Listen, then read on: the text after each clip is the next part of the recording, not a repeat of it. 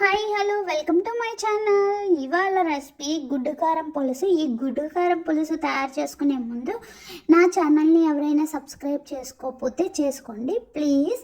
ఇంకా మనము రెసిపీలోకి వచ్చేస్తే నేనైతే ఒక 4 ఎగ్స్ని బాయిల్ చేసుకున్నాను. ఆ బాయిల్ చేసుకున్న ఎగ్స్ని ఒక ప్యాన్ తీసుకొని అందులో ఆయిల్ హీట్ చేసుకొని కొద్దిగా పసుపు కూడా వేసుకొని ఫ్రై చేసుకొని ఈ ఎగ్స్ వేసుకున్నానండి. ఈ ఎగ్స్ బాగా ఫ్రై అయిన తర్వాత ప్లేట్లోకి తీసుకొని పక్కన పెట్టుకున్నాను. అందులోనే ఇంకో 2 టేబుల్ స్పూన్స్ ఆయిల్ హీట్ చేసుకొని దానిలో కొద్దిగా కరివేపాకు వేసుకొని ఫ్రై చేసుకోవాలి. ఈ కరివేపాకు ఫ్రై అయిన తర్వాత నేనైతే 2 ఆనియన్స్ని తీసుకొని వాటిని చిన్న చిన్న పీసెస్గా కట్ చేసుకున్నాను.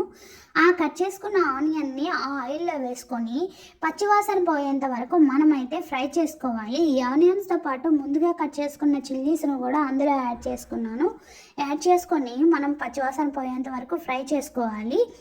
ఈ కొద్దిగా ఫ్రై అయిన తర్వాత 1/2 టేబుల్ స్పూన్ అల్లం వెల్లుల్లి పేస్ట్ యాడ్ చేసుకొని ఆ అల్లం వెల్లుల్లి పేస్ట్ కూడా పచ్చివాసన పోయేంత వరకు ఫ్రై చేసుకోవాలి.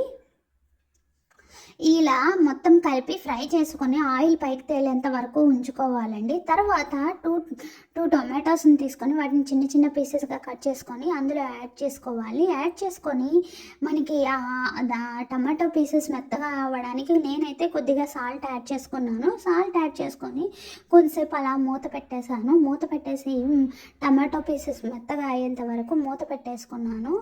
ఈ టమాటో పీసెస్ మెత్తగా అయిన తర్వాత నేనైతే ముందుగా నానబెట్టుకున్న చింతపండు పులుసుని అందులో యాడ్ చేసుకొని కొద్దిగా 1 టేబుల్ స్పూన్ కారం యాడ్ చేసుకొని దాన్ని మూత పెట్టేసి దానిలో ఆయిల్ పైకి తేలేంత వరకు ఉడికించుకున్నాను.